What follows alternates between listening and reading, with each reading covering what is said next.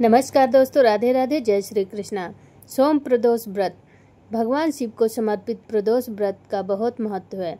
इस व्रत को पूरे विधि विधान के साथ करने से शुभ फल की प्राप्ति होती है। 23 जून 2025 को सोम प्रदोष व्रत और मासिक शिवरात्रि होने के कारण यह एक महासंयोग बन रहा है। इस दिन भगवान शिव की पूजा करने से सभी मनोकामनाएं पूर्ण होगी और विशेष फल मिलेगा। 23 जून को सोम प्रदोष व्रत और आषाढ़ की मासिक शिवरात्रि दोनों एक ही दिन पड़ रहे हैं। इस दिन सर्वार्थ सिद्धि योग भी बन रहा है, जो पूजा पाठ के लिए बहुत ही शुभ माना जाता है। इस शुभ संयोग में भगवान शिव की पूजा करने से विशेष फल मिलता है। हिंदू धर्म में हर व्रत और त्योहार का अपना अलग महत्व होता है। भगवान शिव को समर्पित प्रदोष व्रत हर माह में 2 बार आता है। प्रदोष व्रत हर महीने के कृष्ण पक्ष और शुक्ल पक्ष की त्रयोदशी तिथि को पड़ता है। साल 2025 में जून माह में कृष्ण पक्ष की त्रयोदशी तिथि पर व्रत 23 जून 2025 दिन सोमवार को रखा जाएगा। प्रदोष व्रत अगर सोमवार के दिन पड़ता है तो इसे सोम प्रदोष व्रत के नाम से जाना जाता है। इस व्रत पर भगवान शिव को प्रसन्न करने के लिए व्रत किया जाता है।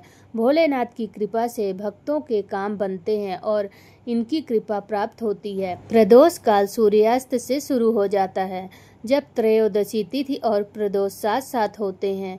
इस समय को शिव पूजा के लिए सर्वश्रेष्ठ माना जाता है। सोम प्रदोष व्रत तिथि त्रयोदशी तिथि की शुरुआत 23 जून को अर्धरात्रि 1:21 पर होगी। त्रयोदशी तिथि 23 जून रात्र 10:05 पर होगी। सोम प्रदोष व्रत जून माह में 23 जून 2025 को रखा जाएगा। इस दिन प्रदोष काल का समय शाम 6:38 से लेकर रात 8:51 तक रहेगा।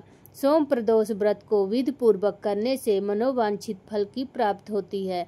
साथ ही शादीशुदा जिंदगी में प्रेम, सामंजस्य और मधुरता बनी रहती है। साथ ही जो लोग सोम प्रदोष व्रत रखते हैं उनको मानसिक समस्याओं से मुक्ति मिलती है।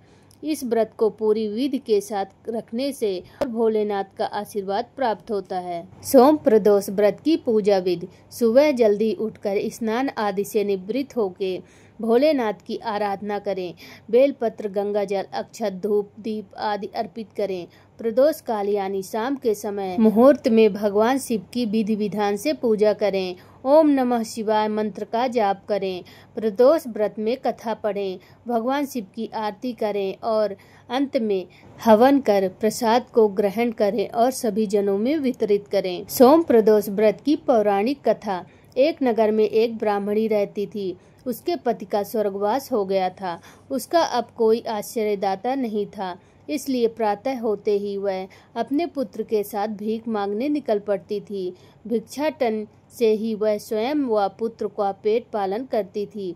एक दिन ब्राह्मणी घर लौट रही थी तो उसे एक लड़का घायल अवस्था में कराहता हुआ मिला। ब्राह्मणी दयावश उसे अपने घर ले आई।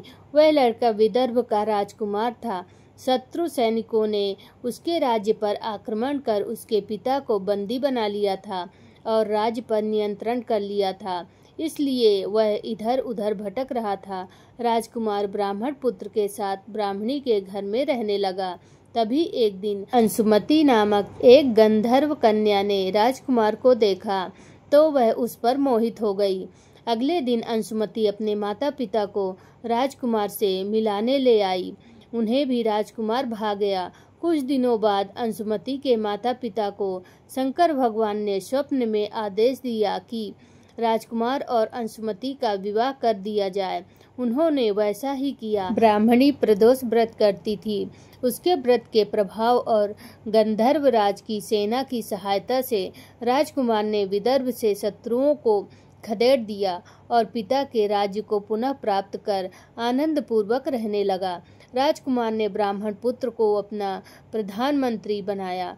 ब्राह्मणी के प्रदोष व्रत के महात्म्य से जैसे राजकुमार और ब्राह्मण पुत्र के दिन फिरे, वैसे ही शंकर भगवान अपने अन्य सभी भक्तों के दिन भी फेरते रहे। प्रदोष व्रत का धार्मिक महत्व: प्रदोष व्रत में भगवान शिव और माता पार्वती की विशेष पूजा की जाती है। पुराणों के अनुसार इस समय भगवान शिव कैलाश पर्वत पर नृत्य करते हैं और सभी देवी देवता उनकी आराधना में लीन रहते हैं। धार्मिक मान्यताओं के अनुसार जो व्यक्ति इस व्रत को सच्चे मन से करता है उसकी सभी इच्छाएं पूरी होती हैं। खासकर सोम प्रदोष व्रत करने से मानसिक शांति, सुख, समृद्धि और स्वास्थ्य में लाभ मिलता है। साथ ही कुंडली के दोष और ग्रहों के बुरे प्रभाव भी दूर होते हैं। प्रदोष व्रत में सात्विक भोजन करना चाहिए।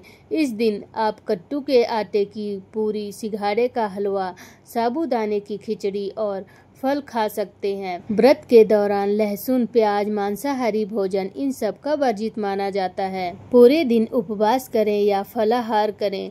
शिवलिंग पर टूटे हुए चावल और चंदन न चढ़ाएं। झूठ ना बोलें और किसी को कष्ट न पहुंचाएं। क्रोध और झगड़े से बचें। शिवलिंग पर कच्चे दूध में काला तिल मिलाकर चढ़ाएं। प्रदोष व्रत की कथा सुनें और आरती करें। दूसरे दिन पारण करें।